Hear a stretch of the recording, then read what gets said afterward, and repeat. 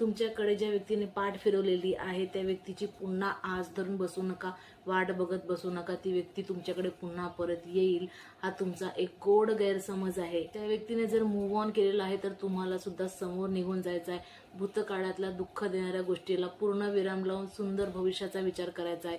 ती व्यक्ती तुमची आठवण काढत नाही, तुम्हाला सुद्धा त्या व्यक्तीला विसरून जायचं आहे. हे मनाला खिन्न करणारे, दुःख देणारे, वेदना देणारे विचार आपल्याला मनातल्या गुलदस्त्यात बंद करून ठेवायचे आहेत. दुःख देणाऱ्या या गोष्टींना आपल्या आयुष्यातून आपल्याला वजा करायचं आहे.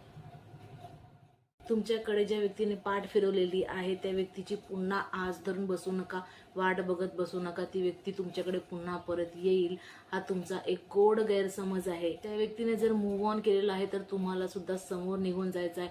भूतकाळातल्या दुःख देणाऱ्या गोष्टीला पूर्ण विराम लावून सुंदर भविष्याचा विचार करायचा आहे.